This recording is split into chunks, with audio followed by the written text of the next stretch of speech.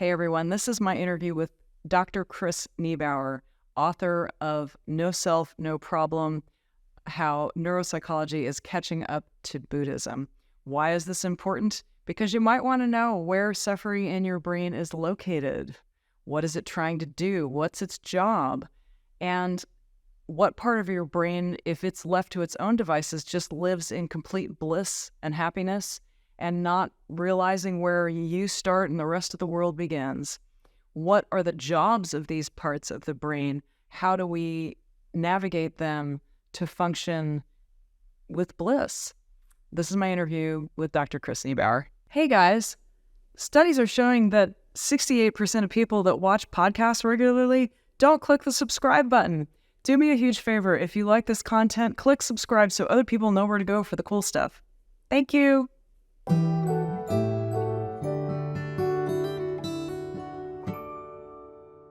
Hey everybody, welcome to Next Level Healing. I'm your host, Dr. Tara Perry, and I am here with Dr. Chris Niebauer. He earned his PhD in cognitive neuropsychology at the University of Toledo, specializing in the differences between the left and right sides of the human brain. He's the author of the best-selling book, No Self, No Problem, How Neuropsychology Is Catching Up to Buddhism. And then he wrote a workbook that followed that. He was a professor at a state university in Pennsylvania for 22 years, where he taught courses on consciousness, mindfulness, left and right brain differences, and artificial intelligence. You might have heard him on Buddha at the Gas Pump or the Chopra Well with Deepak Chopra, as well as other podcasts. Welcome, Chris. It's great to be here. Your book was brain candy to me. I salivate when I read books like that. In fact, I mostly read it twice because I actually probably more than that, because I kept having to rewind it and listen to things that you said, because understanding the differences between the right and left hemisphere is true. It changes your paradigm. And it's just a good time. I just lucked out with the timing, because I ended up getting a PhD in left-right brain differences right at a time when it was falling in popularity, because so many people, it got so popular within the general public.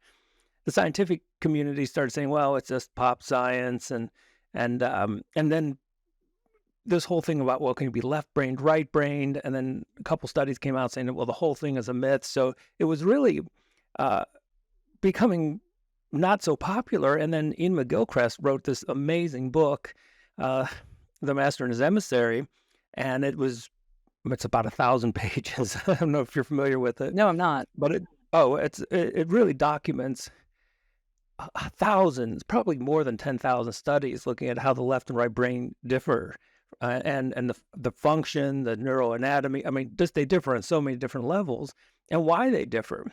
I had no idea there was any controversy in that. I thought that was well understood. That's shocking.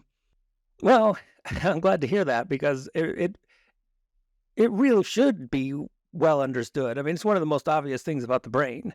You look at it and you're like, it's not one big brain.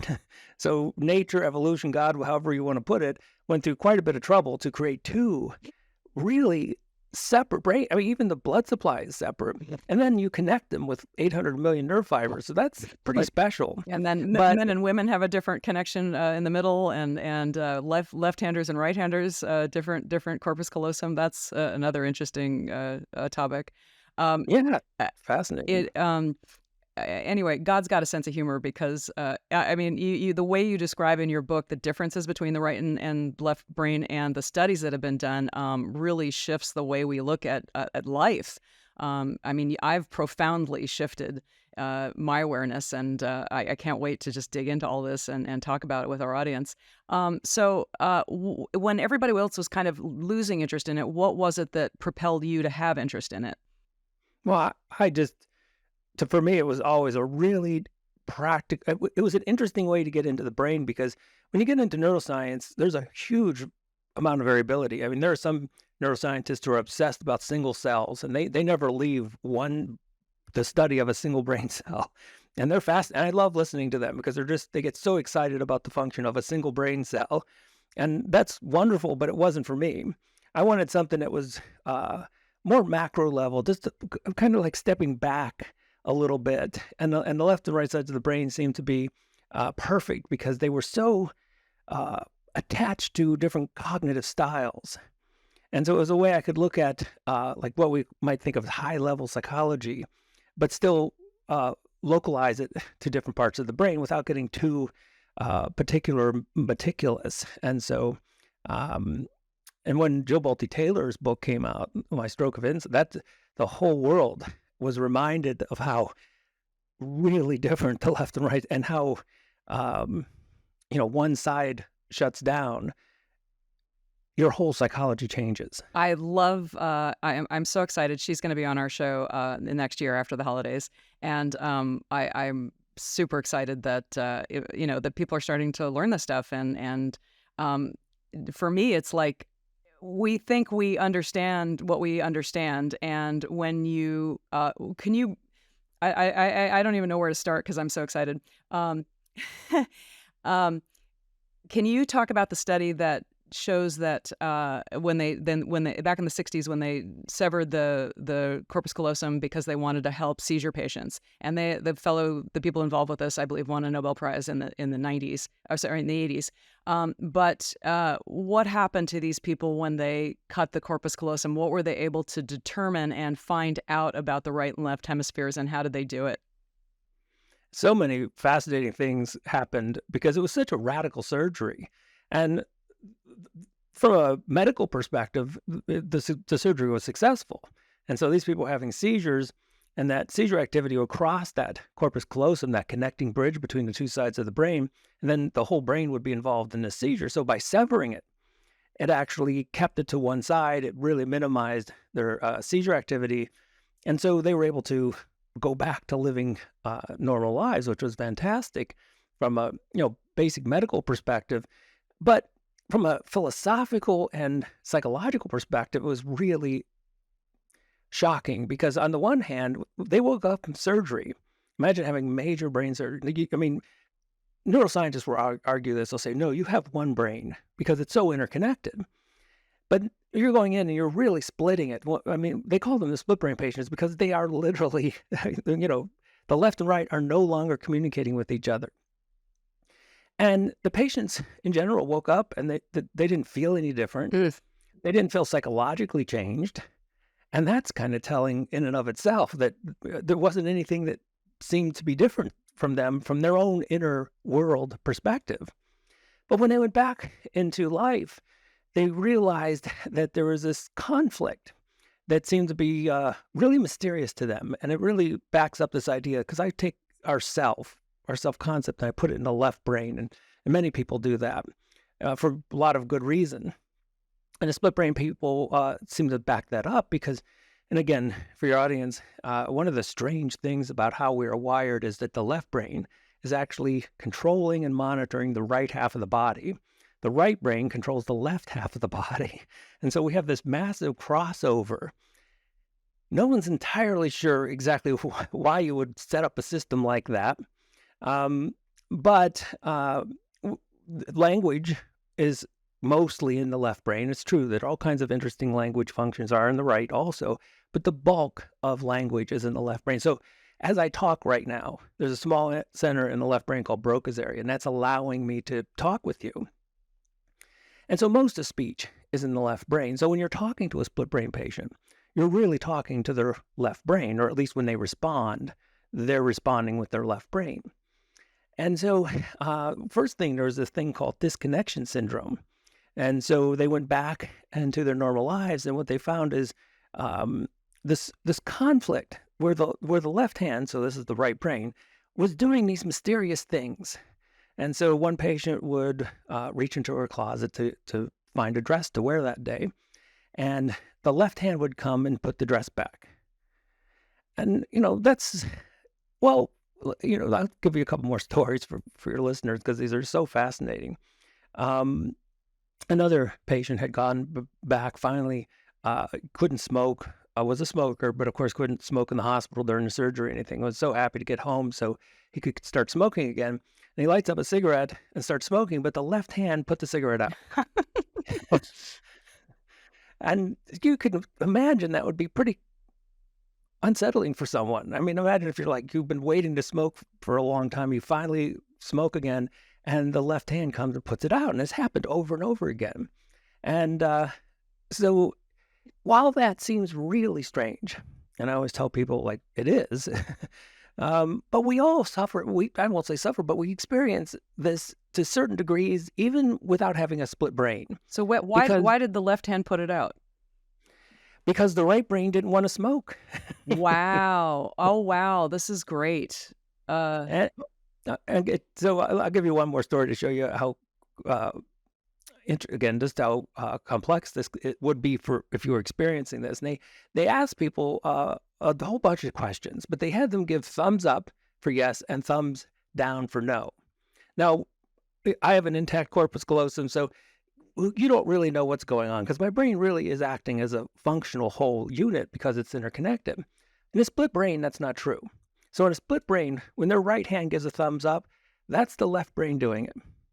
And when the left hand is thumbs up, that's the right brain doing it. Now, the good news is for most of the questions, the two sides of the brain were in sync with each other. But for some, interesting, they were not. And so they asked one patient, they said, "Do you miss your girlfriend?" And they got this. That's hilarious. So cognitively, as far as his categorization, there was one answer, and as far as his feelings was another one. And so clearly one side of the brain missed his girlfriend, another side did not. Now, I know that sounds bizarre, but then I would always talk and I tell people, well, is it really that bizarre? Because we have an interesting language when we, like if you break up with someone and then you say, well, do you miss your girlfriend? We say, part of me does, but part of me doesn't, which is a very interesting way to put it. It makes it sound like we're not one total interconnected self either. And so in a way, all of us reflect the split brain patients just on it. We're just turned down quite a bit. So the split brain patients were turned up in the sense that they really had the two sides of the brain isolated, but we have conflict. And they did the same thing. They said, this was the 70s. I think maybe Nixon was president. And they said, how do you think the president is performing? And they got, again, one side of the brain thought the president was doing well. Another side didn't. And that's interesting. Even in politics, the two sides of the brain can disagree with each other. God's got a sense of humor. Yeah, it's a great way to put it because I find that the more I write, the more I explore connecting neuroscience and Eastern philosophy. That's really the way I would put it. I find God has a really good sense of humor, and if we're open to it, we find ourselves laughing quite often. So you talked about who was the refresh my memory. I'm going to get it, but I'm going to mash it up. The one that was studying the split right and left brain. Well, it started off with Sperry, Roger Sperry, Yeah, okay. but he was more into it. He's the one who won the Nobel Prize, and he was more into it for the medical part. But it was Michael Gazzaniga, that's the guy, who discovered the interpreter, and that was just such an amazing discovery because what they did was they would send so again, they brought these people back to the lab because they were doing these strange behaviors. And once they got them back in the lab, they would send messages. Now, again, because the two sides of the brain are separate, and the right brain can read, it just doesn't control language. So they would have them watch a screen, and they would send messages to the right brain, something like raise your hand. So they'd raise their hand. And then they ask the patient. Now, remember, when they respond, this is the left brain that's responding, and it has no clue why they just raised their hand. It's totally in the dark.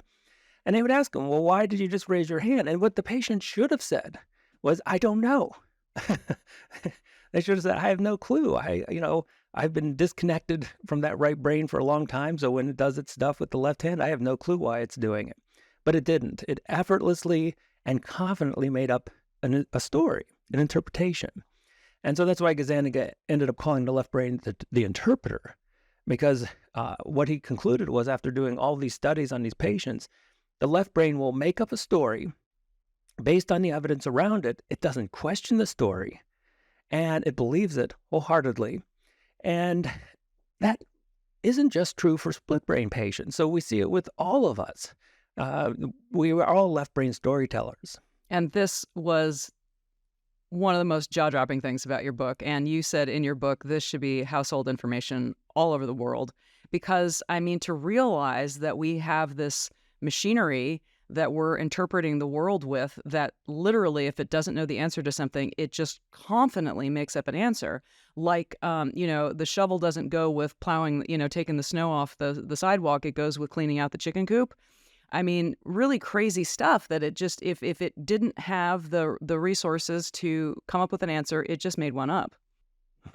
And I would do this with my class, and I would do it when I give talks.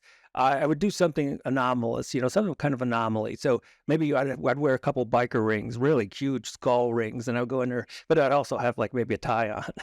And then I'd talk for a little bit, and then I would ask them, I would say, how many of you have been spinning stories about these rings?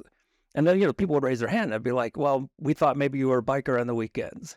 And so the left brain is always going. It's always coming up. Anything that it looks out and anything that it sees, it starts trying to explain it. At least makes some kind of sense. I mean, the studies that you were looking at, I mean, it would come up with the most nonsensical things.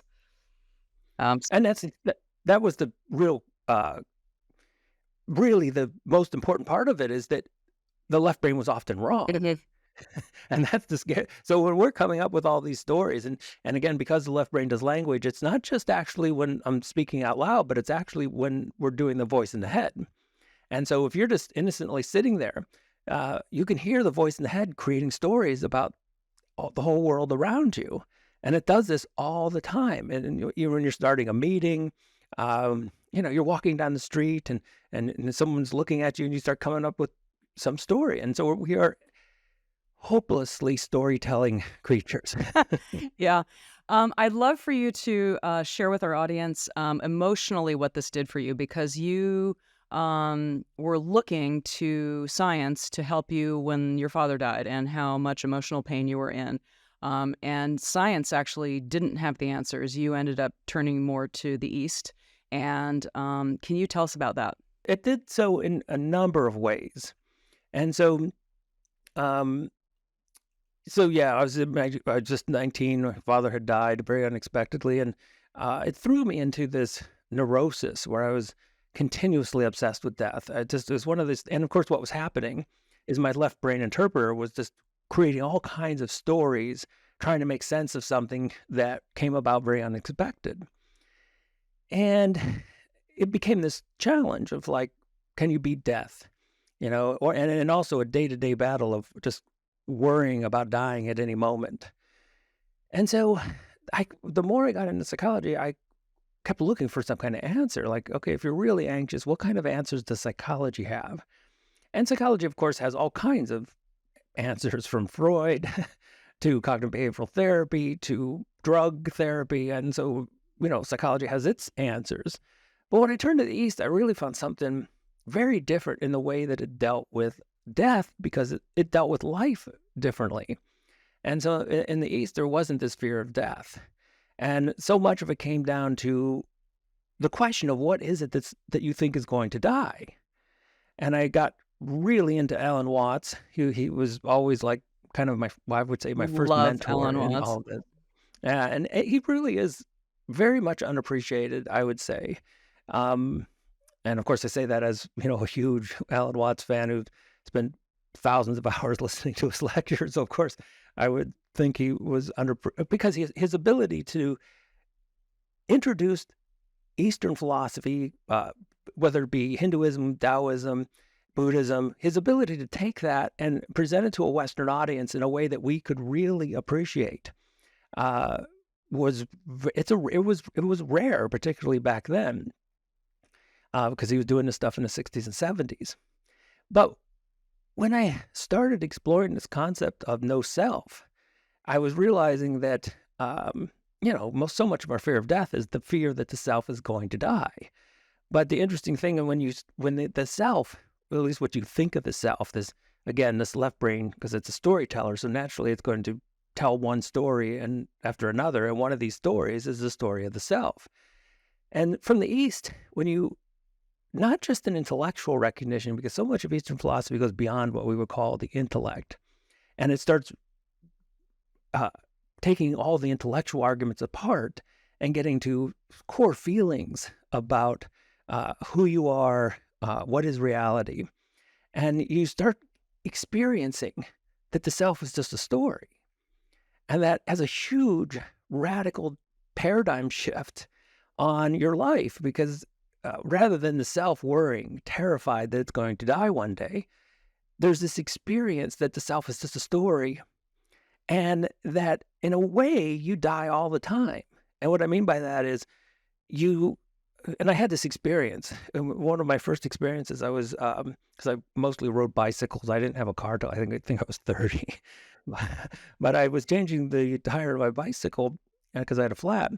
And for a while, maybe 20 minutes, I just simply wasn't there as a self. I was just so mindful and in the moment. And Machiksamhai would call this flow. I was having a flow moment where I was, there was no me. It was just changing the bicycle tire. And that was very interesting, because I was like, where was I during that? And so, this recognition that we're not always around as much as we think. And so we have and of course, that's what happens with mindfulness and meditation. We start these practices where we're not obsessed with the ego and the storytelling of the left brain. We get back to what we're doing. And so if you're washing dishes, you're washing dishes. And you don't need a self to do that. Yeah. In Jill Bolte Taylor's book, that she describes how when she didn't have access through stroke to her chattering left brain, and because she, and forgive me, I don't remember her specialization. She's some type of neuroscientist, surgeon. What is she? She's a neuroanatomist, which I thought was particularly ironic, because one of the functions of the left brain is categorization, and that's what she did for a living.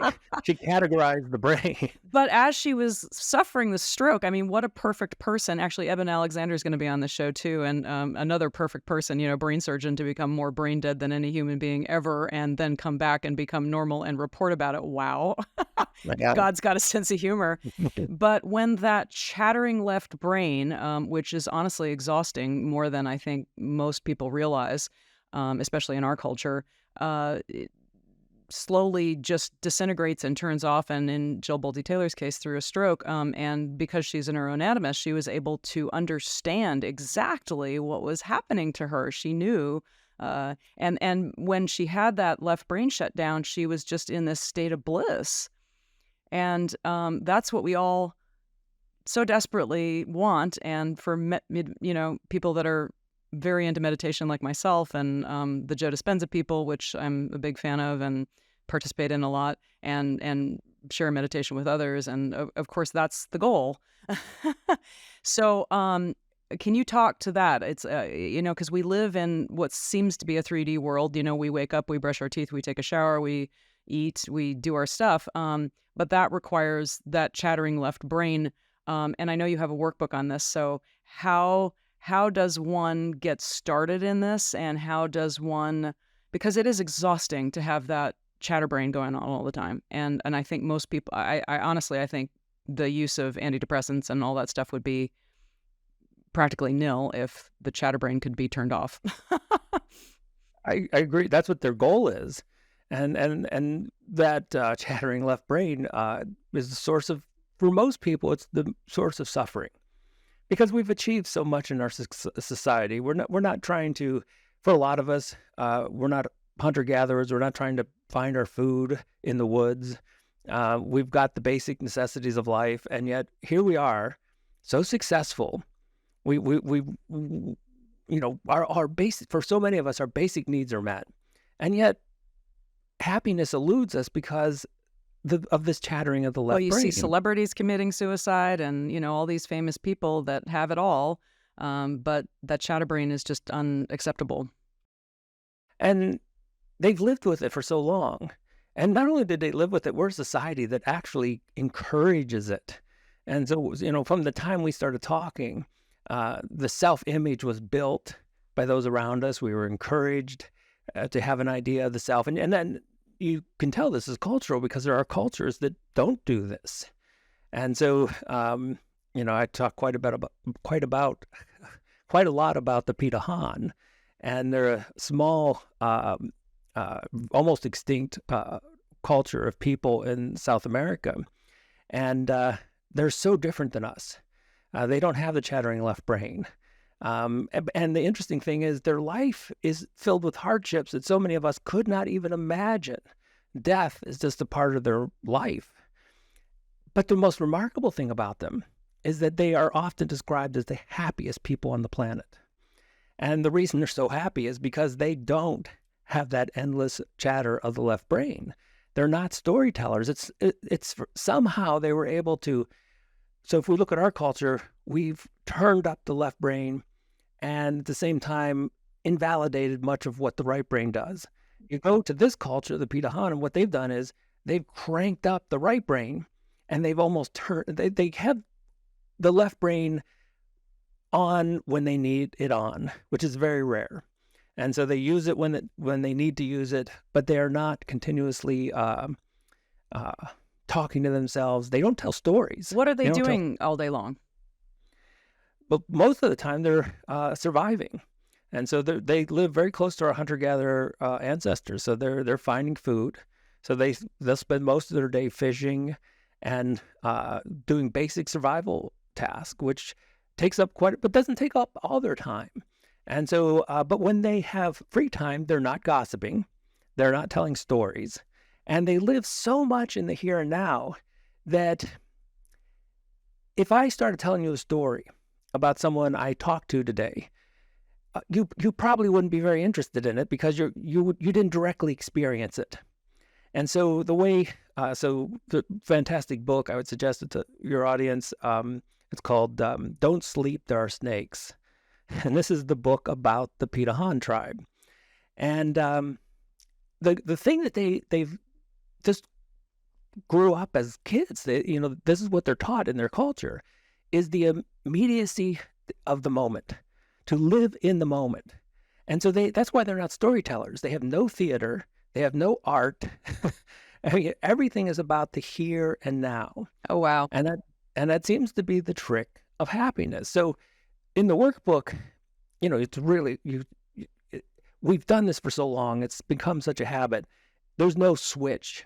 Unfortunately, you can just, for Jo Bolte Taylor, she kind of had that with her left brain stroke. It's like all of a sudden the left brain chatter was switched off immediately. But even the way she puts it, she doesn't want it off permanently. And well, she you worked can't really function hard. if it's off. Yeah. You have to have that left brain. Well, even the Pitahan, when they have to turn it on for whatever, what function would they need it for? I mean, you do need it to speak. Their language is very unique. They actually sing their language. And so there's so few of them.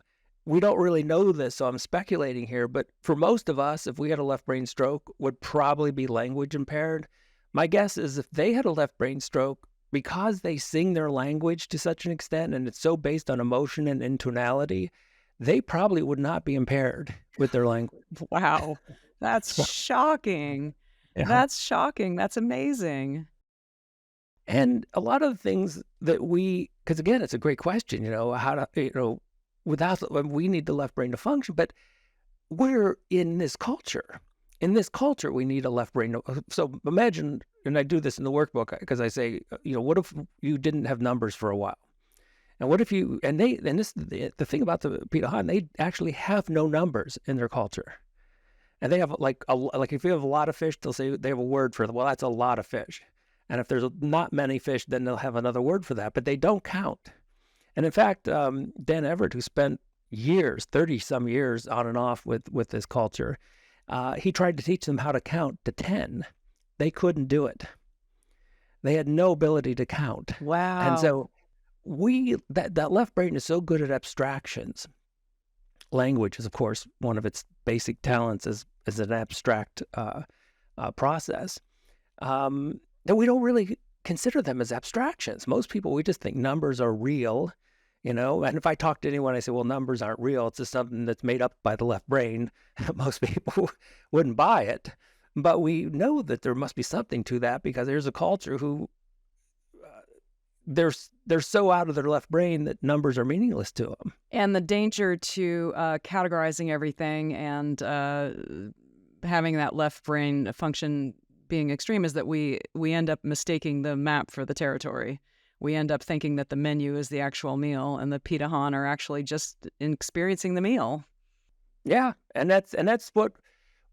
See, and the pitahan know this, so they're very cautious. They're not.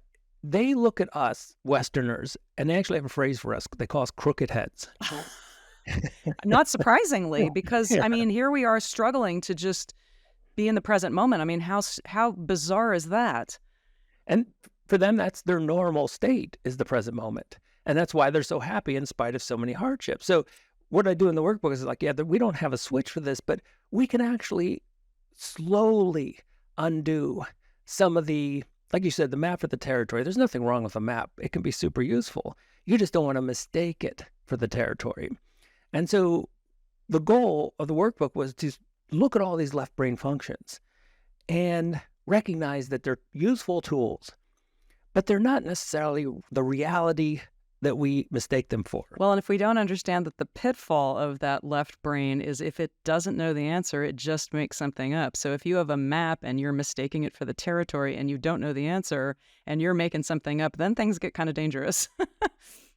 Really, it leads you down such a path of suffering because so many of the things that are made up. So I went through endless stories. Oh, I'm going to die any second. I'm going to die. None of it ever came true. But I suffered because I believed that it was telling an accurate story. And so this is what happens when someone's sleeping and, they're in a comfortable bed. Everything's fine. They're safe. But the left brain just starts telling stories because that's what it does. And it starts saying, well, tomorrow, your job interview, you're going to mess it up. Or you really start worrying about, think about it, with COVID or with the world conflicts that are going on. I mean, the left brain just puts one story after another. And of course, you're up all night. Well, and then the news, they make their money by having eyeballs. So, if it bleeds, it leads. You've got that influence affecting a lot of people. I didn't put cable in my house when I moved here, so I don't want it in here. And that's what news usually feeds the left brain. And that's why I think it was Eckhart Tolle who reminded us, what problems do you have right now? And if you really can bring that, what you're doing is you're learning to ignore the left brain story because you're focused more on the present moment. And when you do that, for so many people, I do this with my classes, and it would literally blow their mind because when you shift it and you say, well, I know you can't pay your rent, and I know, but what do you have wrong right now? And no one has an answer because, well, the answer is nothing. And unless you're in physical pain, most of us, when we bring it back to the immediacy of experience, like what's happening right now, nothing is wrong. And how did they receive that when you drew their attention to it? They like it because it's their first hint of a right brain process. And it feels very comforting. It's almost like that mystical experience that some have where they recognize that everything is perfect, right as it is right now. And that's a right brain function because it's bringing it into right now rather than the fictitious past, the fictitious future. And I have my students do, so I think I talk about this in the workbook, but there are so many different ways to become aware of the, I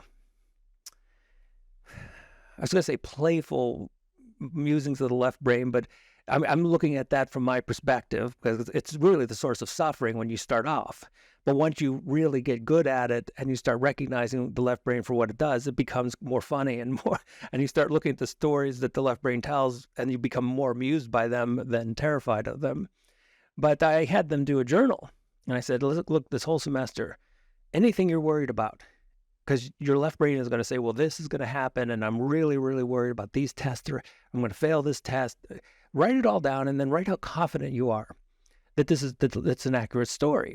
And they did this all semester. And at the end of the semester, we put all the data together. The highest rate of accuracy for the left brain story was 50%. Whoa, that is so cool.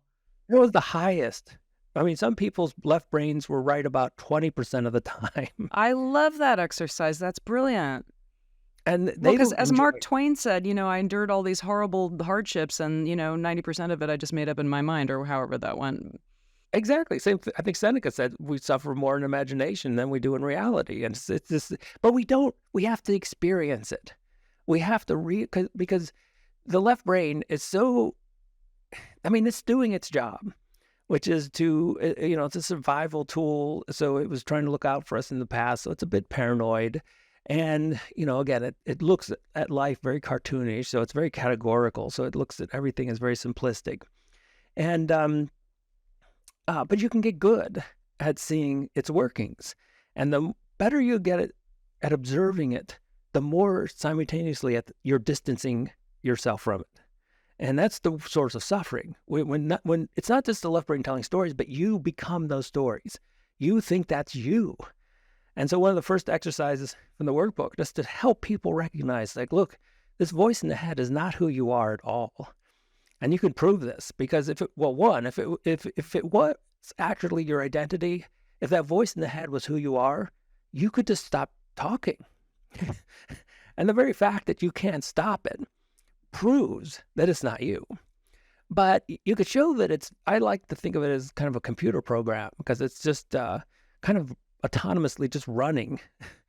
And you could show that, like, okay, I'll give you a simple pattern and your audience can kind of follow along with this because it works 90% of the time. And you could say, I'm going to give you 2 numbers, but don't finish the pattern in your head. And you just go something like, 3, 2. Yeah. Most people, they hear 1 in their head. And you could do that over and over again with so many different patterns. And finally, people start realizing, like, maybe that voice in the head isn't who I am because I can't control it. And even when I try, and I just would rather have silence. And you could, this is an old Eastern practice. People say, well, just have inner silence for 30 seconds. And people fail because the voice in the head turns back on. But all that shows it starts to help people recognize that those tragic stories told by the left brain, they're not who you are. They're not accurate. And that all helps us to shift from a left brain obsession to getting into what the right brain does. And it's almost like an instant peace because, again, the way Joe Bolte-Taylor talked about it, this nirvana-like experience that she had, we can bring those, and the Peter Hunt, how they were right-brained and so happy all the time, and we can bring those experiences into just our ordinary lives. And it sounds simple, and it is simple. It's just not easy. Because we probably should have started with can you briefly describe what exactly the left brain, and most of us are right-handed, and of course most right-handed people do have more of that verbal ability. Left-handed people are known to be more creative, which makes sense because they're firing and wiring those neurons in the right hemisphere. Can you explain for our audience kind of exactly what the left brain is up to and doing all the time, and what the right brain, what are the responsibilities of both halves? Yeah, it's a great question. And people have been searching for this, like the simple way, like what's the fundamental difference between the left and right brain? They've been searching for this very explicitly for about 100 years, but this goes back even, 1,000 or so years. I mean, people have known we've got a distinct left and right brain. How did they know that so early on? I mean, how did they get a clue about that? Just from doing autopsies or warfare. Because obviously, the brain, when you see the brain, there's this chunk that is connecting the 2 hemispheres, and there are 2 obvious separate hemispheres. And battle, people recognize that different things happened if you were wounded on the left side versus the right. One of the more obvious things is that left side wounds would cause language problems. And so, in fact, so many things happened to the right brain that were not obvious. So people would have right brain injury, and it just wasn't that obvious. That for a long time, I mean, actually talking up until the 1950s, particularly because the right brain didn't speak, which is to say it didn't control language, people didn't think much of it. I mean, people didn't think it was intelligent. They didn't think it did very much. And that's interesting too. But of course, as a species, we are so language dominant. I mean, there are all kinds of other animals on the planet. And of course, we're the ones who talk all the time. And speech is, one of the, you have even a slight grammatical error during an interview and you may not get the job. So we hold language as a reflection of our general intellectual abilities. And so that all reflects us being a left brain culture. So one of the more obvious things, again, the left brain does language, but it does more than that. In fact, one of the most important left brain functions is categorization. And it's so important that some people said that that's the reason that the left brain took on language, because language is categorical. And the left brain does categories so well that that's why it became dominant for language. And so you start talking about categories, which in itself is a very fascinating process. And it's something that, you're talking about mistaking the map for the territory. Boy, this is a classic case where we categorize and then we believe that to be reality. And what do you we do with have to remember that half of the brain's the stuff that makes stuff up when it doesn't know the answer. Oh, and that's exactly what categorization is. It's making something up. And so what is categorization? Well, look, when you look at the world, there's diversity everywhere. Nothing is the same. I mean, I could take two blades of grass. You can't even find two blades of grass that are the same. Two trees that are the same.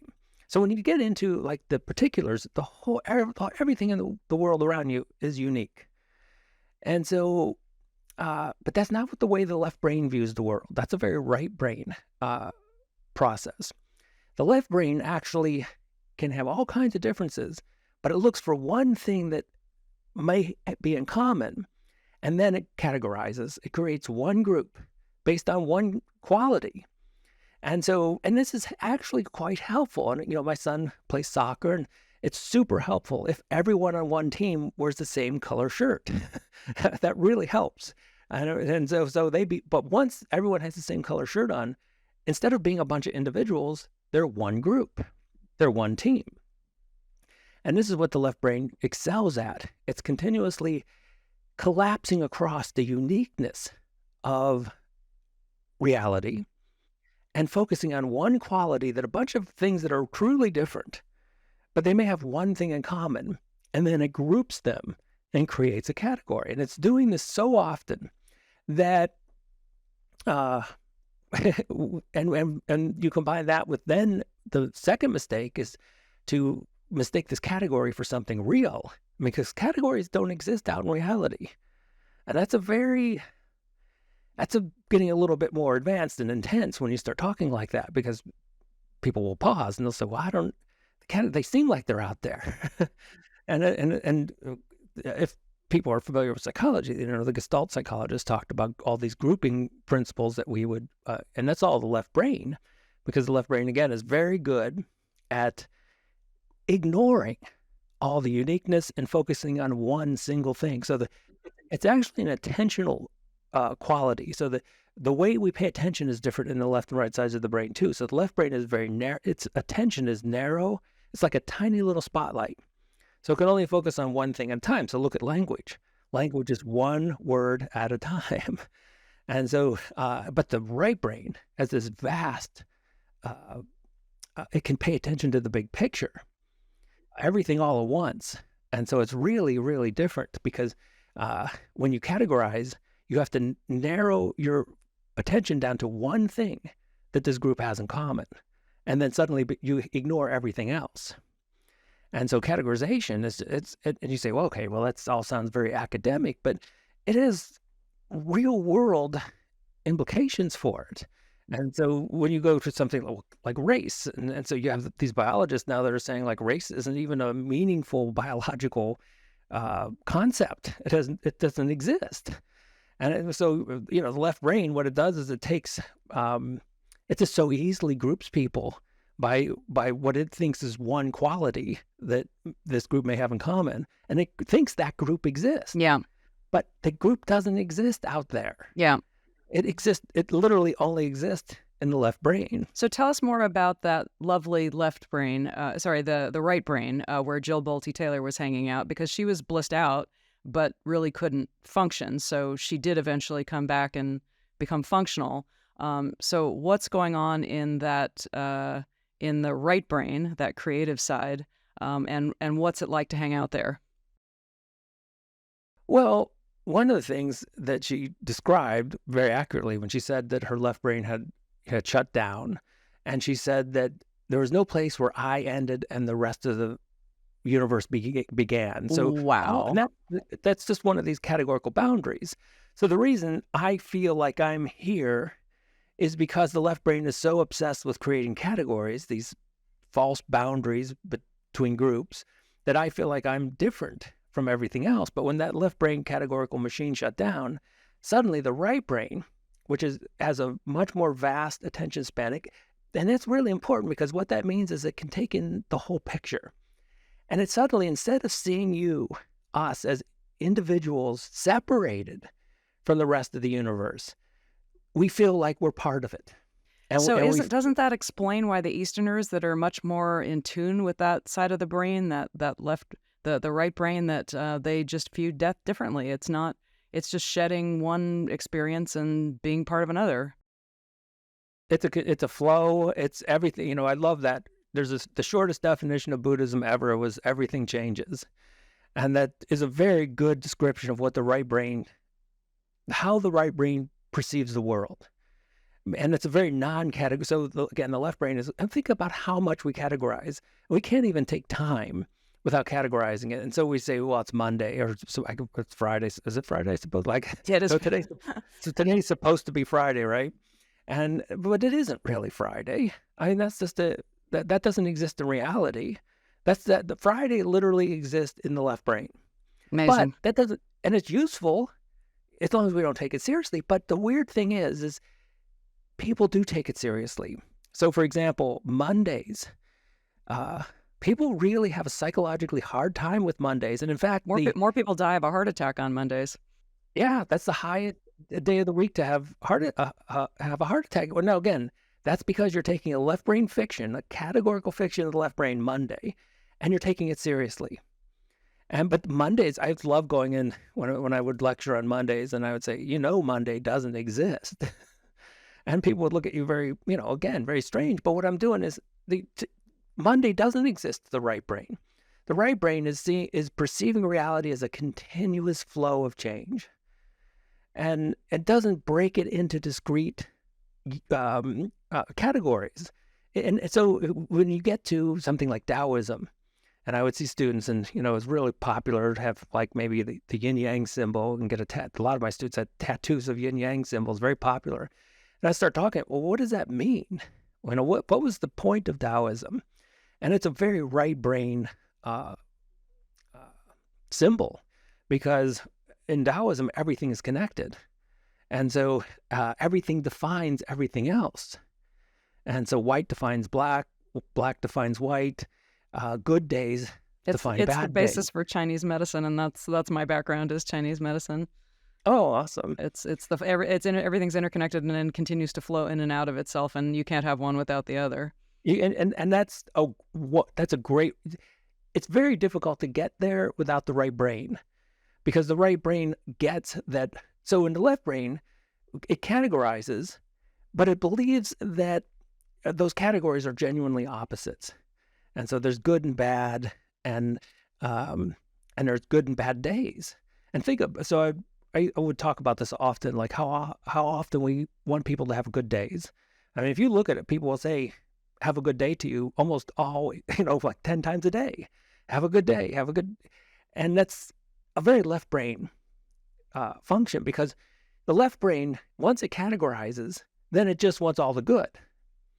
But the right brain, being very Taoist and seeing the connection between all categories, realizes that the bad days and the good days are interconnected, and you can't separate them. And so the right brain, instead of saying have a good day, I would play around with this and have fun, and I just tell people, have the day you're going to have. Man, if you only had good days, they wouldn't be good anymore. Well, and doesn't quantum physics and the Heisenberg principle fall in there too? That what you notice, you actually experience, and that becomes your reality. So you get the reticular activator focusing on what is good in your day, then you get more of that. And if you get the reticular activator focused on what is not good in your day, then you get more of that. So And what's real? and when you have that recognition that the good and the bad are connected, you really can't have a bad day anymore, because the bad days are like what make the good days happen. Yay. And like I tell my son this all the time when if his team loses, I'm like, good. I think he looks at me, doesn't. I'm not sure he buys it, but I'm like, if you didn't have losers, you couldn't have winners. The two are the yin and yang, Mm. and so no one likes losing, but if you didn't lose a few games, you couldn't win. It's impossible. No one could win if everyone won. And it wouldn't feel good if you won all the time. There was that It would. episode of The Twilight Zone. Do you remember that, where this gambler goes to heaven and, he's like winning all the time, and, he's winning, and next thing he's in the penthouse suite, and he's got all the women all over him. And, after about 4 days of this, he's like, oh God, this is awful. He says, God, send me to the other place. That was way more fun. And you hear this sinister voice that says, what makes you think this isn't the other place? Yeah, I haven't seen that one, but it sounds really, really good because you can get very cosmic with all that, and it's some of the foundations of Hinduism. Tell us And about really, that, because, there's this concept that God, got bored with just being blissful out and perfect all the time, and, wanted to experience play. and so one of the ways I talk about that, I forget if it was in the workbook, maybe, or the original one, but I say, well, look, how much fun would it be if you went gambling in your own casino? I mean, you own the casino, and then you go gambling, and it just wouldn't be much fun, because if you win, you lose, and if you lose, you win. There's no real winning and losing. And of course, that would be reflecting what, this all-powerful consciousness that the all-creating power of the universe. I mean, how much fun could you really have? But if you could forget that you own the universe, or that you own the casino, if you could forget that you were the all-powerful universe, then stuff would start getting fun. Then the adventure would really begin, because then all of a sudden you forget you own this casino. So if you did win, you'd be very excited. But of course, if you lost, you'd be pretty bummed out. But none of that excitement, none of the adventure could happen unless you forgot who you truly were. Well, and you also think about it. I mean, what do humans in like this incredibly advanced society want to go do for entertainment? They go to a movie that convinces them that they're in some horrible circumstance, and the more real it is, the more surround sound, the more they can convince themselves they're in that horrible circumstance, the better. Yeah.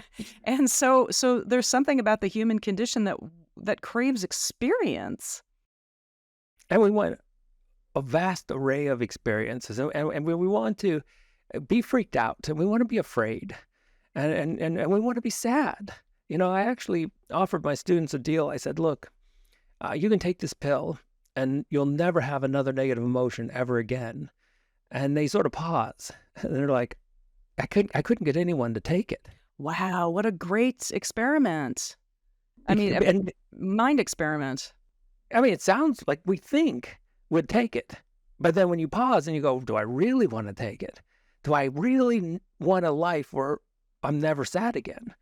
And so that helps, because it helps us recognize that the range of experiences that we're having, like according to the left brain, it wants to avoid all the bad and just have all the good.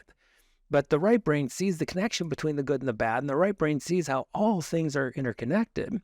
And then it starts becoming more of an experience junkie. When you look at, like, why would we have this? Why? So when it can kind of play a little bit of non-dualism here, because I love to end the books with non-dualism. But the question I always have for people, I say,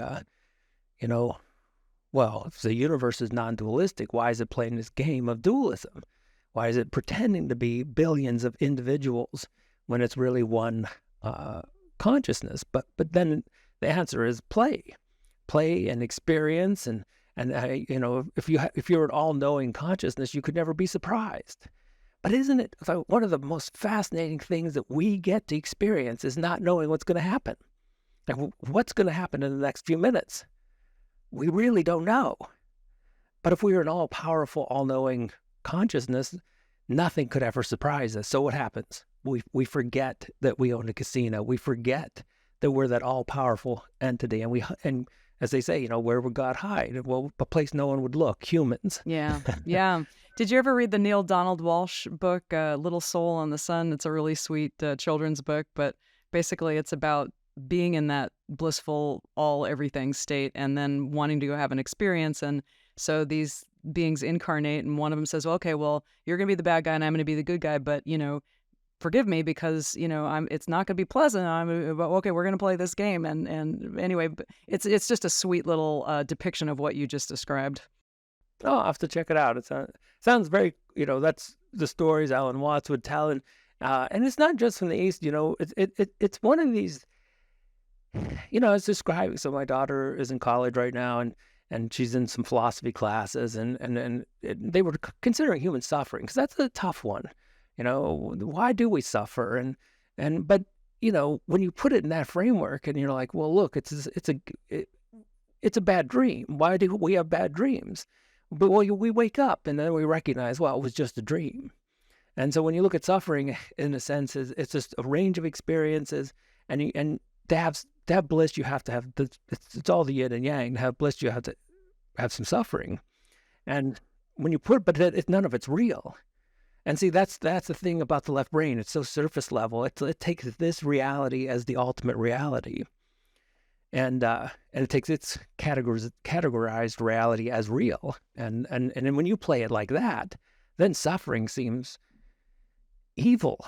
It's horrific, and it seems like, well, what kind of creator would make a world with suffering into it? Well, that's because the left brain is so narrowly focused. It only focuses on the suffering that's happening, right? It can't step back. So when I step back, so if someone asks me and they say, well, if you could go back and not suffer in your 20s, not have this outrageous anxiety, would you take that deal? And I would never take it at all. I wouldn't take it because we wouldn't be talking right now. If you talk to most people who have been through some horrible suffering experience, well, I don't know if I can say most, but many, many, many, they would say they wouldn't give up the experience because something amazing came from it. Actually, I just interviewed a guy named Dr. Ming Wang who escaped the Cultural Revolution. He had to learn how to play an instrument and sing in order to not be sent to a slave labor camp. He was hiding in a university while the Red Guard was storming and breaking 37 of his mother's bones. It took her 2 years to recover. But when he was hiding in that closet, he actually remembered something when he became a world-class laser eye surgeon that allowed him to restore vision to children who are blind. His message is, and there's a movie released on his life this month from Universal, is that, suffering has, there's something, there's gifts there that if we look, we can experience that. And one way I talked about suffering is because, again, whatever word you want to use, consciousness, God, would be incapable of suffering. And so in a way, suffering is a kind of gift to God, because it's every new experience we have, whether it's surprise or laughter. Laughter is a great gift to God, because, if you were all knowing and all, what could be funny? But if you have to forget a little bit, or, a punchline wouldn't work unless you could forget for a while. And so by forgetting, we have humor, and there's a whole, all the things that make the human trip worth the time and the experience. And they all come down to things that we could look at as kind of this gift to God. I'm so glad you said that, because there's so many enlightened beings, and they're mirthful, they're happy, they're laughing. I mean, the Buddha was like laughing all the time. And Rhonda Burns has a book, The Greatest Secret, and she talks about just all these enlightened beings, and there's mirth, there's laughter. There, it's not this big, heavy, challenging thing, because it's when you're headed in that direction of the veils coming off, it's the cosmic joke, right? And the wonderful thing about humor is, of course, to the left brain, it makes no sense. This is why, if you look in psychology, we don't really have good theories of humor. No one wants to touch it. I mean, because we can't use the processes of the left brain to figure out humor, because it's almost like a mystical experience. I didn't know that. That's so interesting. who could even speculate what makes us laugh? It's just like part of the mystical experience. But when you start really, um, uh, I think Alan had a good line on this. He said, "We suffer because we take seriously what God meant as a joke." And so once you can transform that anxiety into laughter, which really starts happening when you start distancing your consciousness from the processes of the left brain. Like I said, it's so strange that you can take all the suffering and look back on it with a sense of humor. And even when you get good at recognizing that the voice in the head isn't who you are, and then sometimes the voice in the head will say things, and you'll just start laughing because you'll be like, "Wow, that was really funny." I love that. Chris, how do people find your programs? How do they find out about you? Everybody wants to turn off. Well, I want to turn off the chatter. I think most people do. But to experience more of that right brain experience and dial back that left brain, how do people find you? So I have a YouTube channel, just Chris Niebauer, PhD, and the YouTube channel's where I really get weird. Oh, I love it. I just let a lot of I go to places that I probably can't. I don't go in the books. And so some people think some of the stuff I write in the books is pretty weird and out there. But if you really want to explore some strangeness, check out the YouTube channel. And I have a website, just Chris Niebauer, PhD. And also, that's pretty much the main ways. I have Facebook page too, Catching Up with the Buddha. Do you want to share any of the weirdness with us right here? Can we do that, or is it just it's all there? Oh, it's all there, and it goes all over the place, but I really dive into non-duality because that's when we look, if you really want to say, well, what do we have going on in the skull and the left brain? Because it's so categorical, what do categories do? They divide. They're interested in taking up the universe and separating everything and not seeing the connections. And the right brain is all about connections. And so when we shift from a left brain world to a right brain world, all of a sudden, everything feels much more connected. And that's the essence of what non-duality is about, that underneath duality, there's unity. Yeah. And that unity is in the right brain. Yeah. And so a lot of my videos play with that in ways that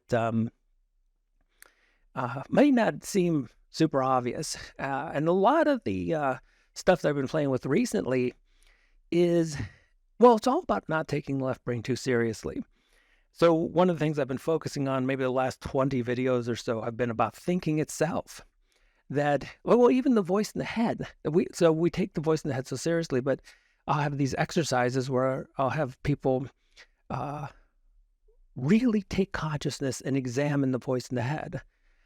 So you ask people to say, "Oh, I was up all night." Well, I was thinking, I couldn't get this, scenario out of my head. I was going to go into work tomorrow, and I was just going to mess up my proposal, and I couldn't. I was like, "Okay, what that voice in the head? Let's really examine it. Are you sure it's even your voice?"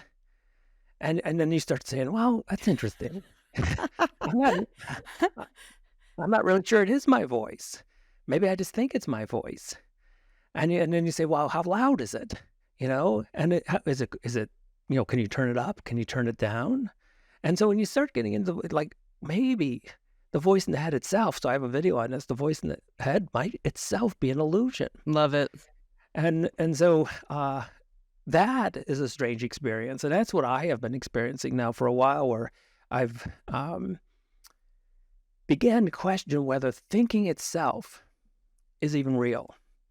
And so maybe in the next year, I'm hoping before the end of next year, my next book comes out. And the book is all about the two worlds we live in. Mm-hmm. One is like the Pitahan, the immediacy of experience. One is reality.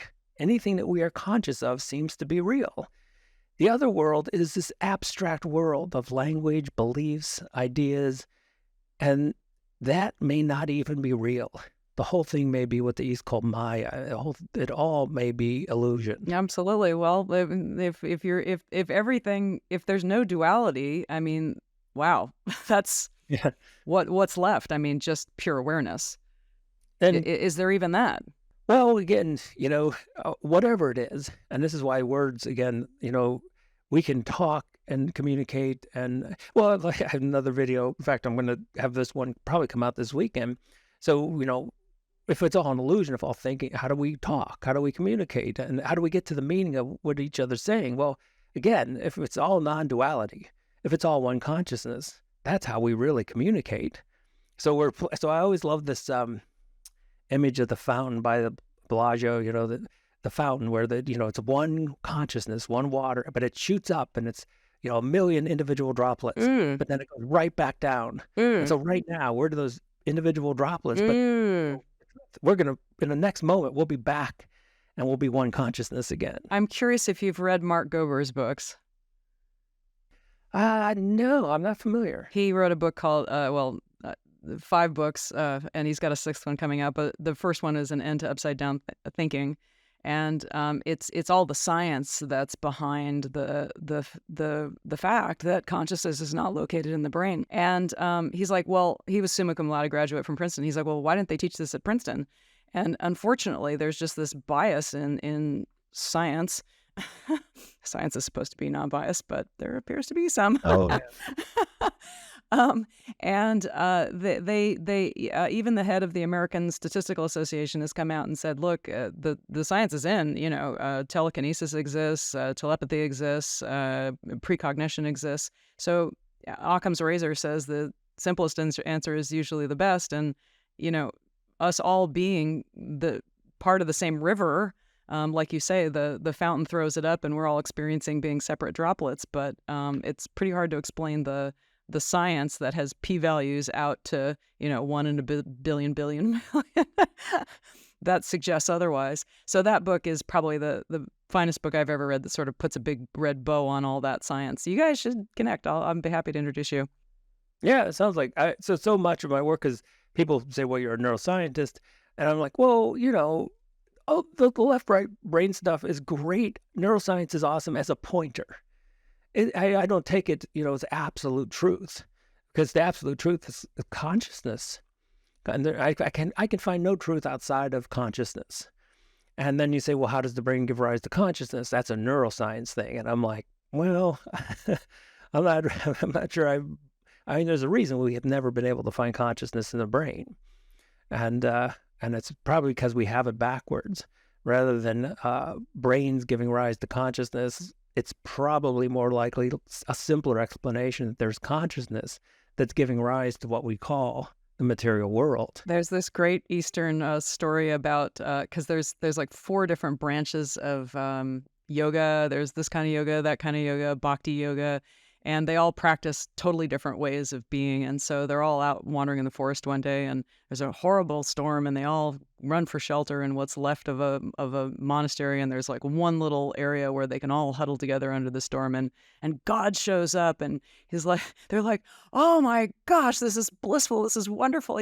They're like, God, why haven't you showed up before? We've been working so hard all of our lives. We've sacrificed, we've beat ourselves, we've helped others. And he says, it's the first time I've gotten all you idiots together. Yeah, that's, I love those stories. And you probably heard this one. It's a classic, but it really represents the left and right sides of the brain where, the God and the devil are walking along, and God says, well, there's truth. And then the devil says, let me organize it. And I think that's... It's like, yeah. That's beautiful. I love that. It's just the left brain, so we have this beautiful, probably beyond our appreciation, because the left brain is always telling us, like, look, consciousness is just something created by the brain. But the truth of this situation, like, we are conscious beings, and the mystery of being a conscious being should be so intense that we should run down the street, like, just be continuously mystified by, I can't believe I'm conscious. I'm like, I am a conscious being. And I will tell people, I say, look, I will give you fame, money, whatever you want. All you have to trade is your consciousness. Ooh. So you're a zombie, but you're rich and famous, but you're not aware of any of it. No one will ever take that deal. And what that shows us is you already have something that's more valuable than anything you can imagine. You have something right now just as being a conscious being, and you wouldn't trade that for anything. It's precious. And I love Einstein says, there's one of two ways to live. Either everything's a miracle or nothing is. Well, heck, it's way more fun living as if everything's a miracle.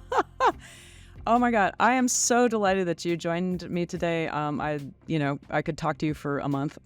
Me too. So I'm really glad you joined us and shared your wonderful knowledge with our listeners. What's the name of your next book? Do you know yet? No, it always comes last. Okay, that's fine. Anyway, if you got value from this, please click subscribe so other people can find us. Leave us a note and tell us what you thought about the interview. Anyway, we'll catch you on the next episode of Next Level Healing.